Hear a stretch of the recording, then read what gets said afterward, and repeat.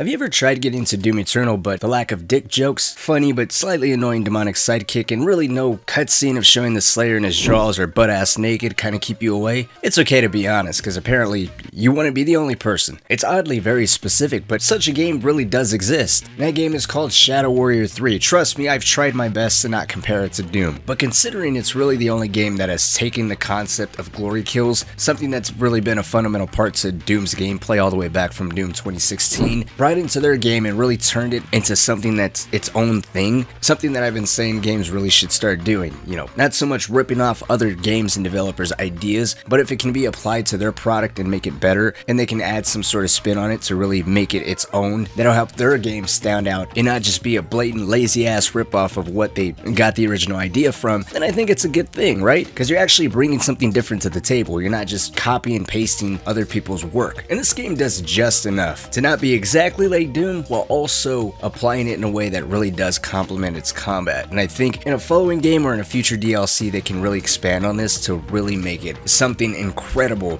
to the Shadow Warrior brand. It's kind of surprising that there's no finishers tied to balls or nuts, considering the amount of dick jokes in this game, which makes it only fitting that today's video is sponsored by Manscaped. Listen, I'm on the same page as you. I don't care too much for ads and videos, and I wouldn't be passively aggressively shoving this ad down your throat if it wasn't worth us talking about the amazingly awkward experiences we'd have if your nuts weren't properly taken care of. Quarantine's over for the most part. You gotta start looking like a presentable person. Now, I'm not promoting you walking around with your stuff hanging out for the world to see, not unless you want to catch an indecent exposure charge, and let's be honest, can you really say you lived if you haven't spent at least one night in jail? I'm just saying. But with quarantine over, Manscaped just recently launched a new hygiene plan. They're not just caring about men's balls all day, which is great. They just recently launched a new shampoo and conditioner, body wash, deodorant, and chapstick. I've been using these things for the last month, and I can confidently say peppermint chapstick sucks ass. At least for me, it's a little overbearing. Everything else, I personally vouch for. The deodorant, I actually really like. It's more of a gel, very soft and gentle to the touch, and it's got the same exact scent as the cologne, which I've been using for the last year. The body spray and the shampoo and body wash all have the same exact smell as well, which is phenomenal. It's very masculine and subtle. It gives a false impression of self-love and confidence, which quarantine completely annihilated in me.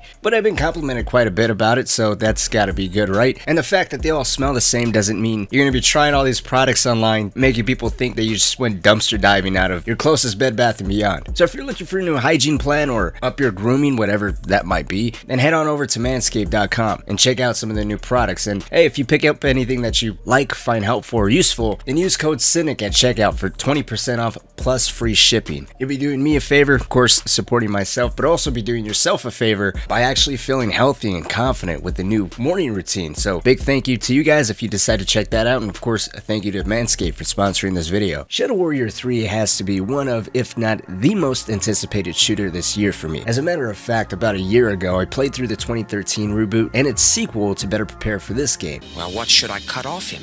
Please say his cock, his cock, his cock, his cock. Please, please, please. Any body part will do. Yes! That was when this game was meant to release back in 2020 until it was delayed again. But if there's anything I can take away from that experience, it's probably what a seasoned parent feels like, right? You absolutely love and adore the first game. You shield it from criticism. Yeah, so what? My baby's got the rounded forehead of a helicopter's windshield. It makes him impact resistant, but there's no one else like him. Fast forward a few sequels, or shit, a few kids later, I don't really know where I'm going with this analogy anymore, but to hell with the first, you start noticing the flaws. It was unique, it was different, it was exciting, and yet the newer one is just much better in every conceivable way. You know, you start spending more hours with it. That's just the way love goes, I guess. The cool thing about these Shadow Warrior games though is that every single one kind of stands on its own. Gore, fast-paced combat is still front and center in all three, but the execution's different. The first one was just kind of bringing Lo Wang to the modern generation of gaming. It was great. I don't want to say it was more grounded than the sequel, but it kind of was. You're running, you're dashing, that stuff was tied to a stamina bar. Fast forward to the sequel, the stamina bar was kind of completely done away with. The sequel was a little bit more all over the place. The first game you had levels, you had level select, of course you had that arena combat front and center, but in Shadow Warrior 2 it wasn't so much an open world, but you did have things like a hub, you did have these open world environments you can explore. It was a looter shooter, so there was a lot more weapons you can grab and experiment with. As far as gameplay, strictly speaking gameplay, I prefer the sequel to the first game, although to be fair there is a lot of things that is distracting, from artifacts, runes, elemental gear, this weapon's better than that. At times it's definitely simply overwhelming. Shadow Warrior 3, however, they completely dropped that looter shooter aspect and they returned back to the whole linear approach, which is good. Long gone are the days of an open world or thousands upon thousands of weapons. Rather, you have 7 dedicated weapons, and based off how you kill an enemy determines what you get back. So if you're using your sword and you kill enemies with your sword, you get ammunition back. If you kill enemies with any type of firearm, then you get health back. Whenever an enemy is killed, you get these little drops that charge up your finishers, which are basically this game's version of glory kill. These glory kills not only instantly refill all of your health, but also grant you an additional weapon. Depending on what type of enemy you initiate this glory kill on is going to determine how much of a finisher charge up you're going to need. Bigger enemies require 2 or even sometimes all 3 bars, but in return you get unique weapons back depending on what enemy you perform this finisher on. Some of them grant you an ice bomb, other ones will grant you a giant katana sword or a drill. My personal favorite is the one that grants you basically a vortex. If you throw it, it explodes and it sucks all these enemies in, and they basically can't do anything, leaving them completely vulnerable to all of your attacks. Kind of like how your balls will be vulnerable if you don't use Manscaped's ball toner. No, but I think this was a great idea. 2 fundamental aspects, your health, your ammunition, are directly tied to your personal actions. I mean, yeah, there's still pickups in the arena, but your ammunition is quite small, so resource management is a real thing, so you kind of gotta use in tandem. Okay, I'm gonna use my sword here, and then I'm gonna use my pistol for a couple shots, which you can bypass reload animations by just switching to the next gun. So if you've mastered the concept of weapon swapping or cycling through your weapon arsenal incredibly fast, you can trivialize a lot of these fights. And to be honest, you know, I beat the game on hard. It wasn't really that challenging. I died the most times to the ancient cock. Yes, that's a real boss in this game. Some of the most engaging fights were the fights where I really couldn't see a damn thing. There's so much stuff on your screen. There's so many enemies coming at you from so many different directions. And then you gotta remember, you know, to constantly cycle through your weapons, because if you get in the habit of using any one specific gun, you're basically just backing yourself into a corner. Throw on top of the fact that you can actually upgrade your weapons, specifically my favorite, well, my 2 favorites are the shotgun, which eventually you can upgrade it to the point where you don't have to reload it. It's a 4-barrel shotgun that doesn't have to reload it and eventually becomes fully automatic. Amazing fucking gun. The next one I would say is the railgun or the basilisk. You can upgrade it so every time you shoot it, it slows down time, and eventually once it's maxed out, it freezes enemies. While it is amazing to be able to upgrade yourself and your weapons, there's a little problem here. The way you upgrade yourself and your weapons is in the environments you find these upgrade points. And currently in the game, I'm sure this might change over time, but as of right now, there's still no level select. So if you miss any type of weapon upgrade or a skill point for low wing, then you're kind of shit out of luck. There's no way of going back. There's also no new game plus, and if you've been watching any type of reviews or anyone talking about this game, then you would know the biggest drawback of this game is you can beat it in 5 hours. Easy. While the gameplay is phenomenal, it's addicting, it's fun, the environments are great, the cutscenes are beautiful. I do like how they even made fun of themselves for adding in a grappling hook.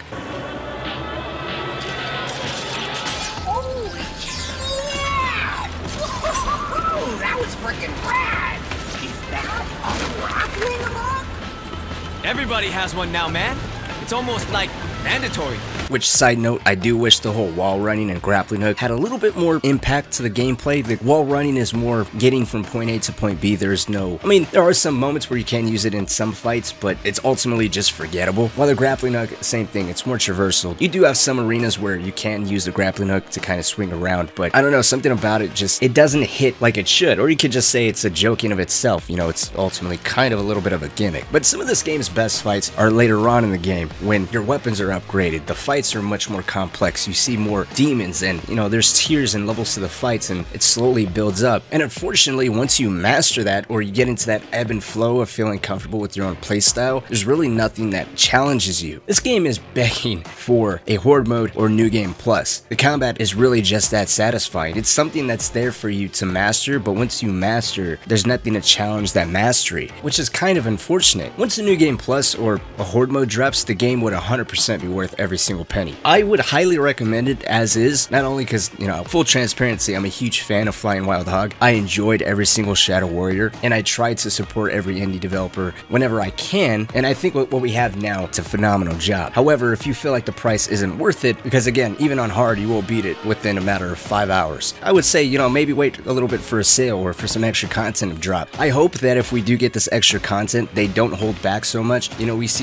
more of those demon combinations thrown in a little bit earlier later in the game. There's this one fat-ass demon with 2 miniguns for hands. I feel like you face him a little too late in the game. It would be nice to see him early game mixed in with some other demons, you know, to kind of keep you on your toes, to really challenge that mastery, your knowledge of the game, or at least how well you move and how you prioritize your enemies. But let me know what you think. Have you guys played Shadow Warrior 3? Have you guys been eyeing it? If you have played it, what do you think about it? Let's talk down in the comments section. Like always, guys, my name is Cynic. Thank you all so much for watching. But until next time, I'll see y'all later.